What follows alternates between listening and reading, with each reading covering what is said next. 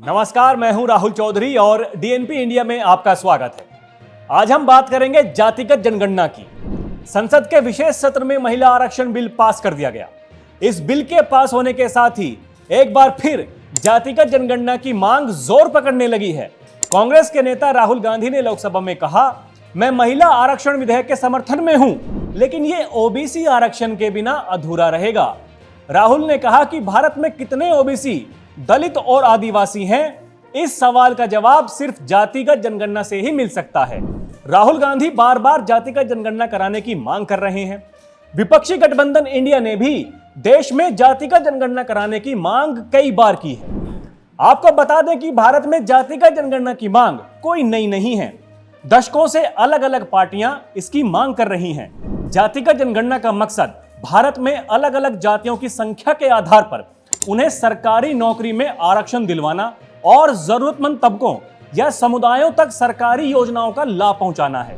चलिए जानते हैं कि आखिर यह जातिगत जनगणना क्या है, विपक्ष इससे क्या हासिल करना चाहता है और आखिर मोदी सरकार इस मुद्दे से क्यों बचती आ रही है।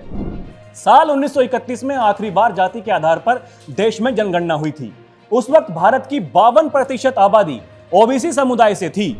इसके बाद कांग्रेस के नेतृत्व वाली यूपीए सरकार ने साल 2010-11 में देश भर में आर्थिक, सामाजिक और जातिगत गणना करवाई थी। एसईसीसी का डेटा 2013 तक जुटाया गया, लेकिन इस डेटा की फाइनल रिपोर्ट तैयार होने से पहले साल 2014 में सरकार बदल गई और इस डेटा को कभी भी सार्वजनिक नहीं किया गया। ठीक इसी तरह कर्नाटक में भी साल 2015 में जातिगत जनगणना करवाई गई थी, लेकिन इस जनगणना के आंकड़े आज तक सार्वजनिक नहीं किए गए हैं। देश में अगले साल लोकसभा के चुनाव होने वाले हैं। ऐसे में एक तरफ विपक्ष बार बार इस मुद्दे को उठाकर बीजेपी पर दबाव बनाने और दलित पिछड़े वोट को अपने पक्ष में करने की कोशिश कर रहे हैं, तो वहीं दूसरी तरफ बीजेपी इस मुद्दे से बचने की कोशिश में लगी है। माना जाता है कि बीजेपी को डर है कि चुनाव से पहले इस तरह की किसी जनगणना से अगड़ी जातियों के उसके वोटर्स उससे नाराज हो सकते हैं। इसके अलावा इस जनगणना से बीजेपी के हिंदुत्व की राजनीति को खतरा हो सकता है।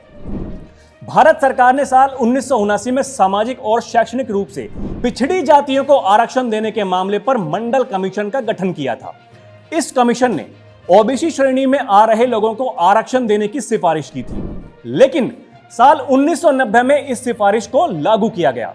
दरअसल मंडल कमीशन के बाद से देश की राजनीति में क्षेत्रीय दलों का उभार काफी मजबूती से हुआ है, खासकर बिहार और उत्तर प्रदेश में।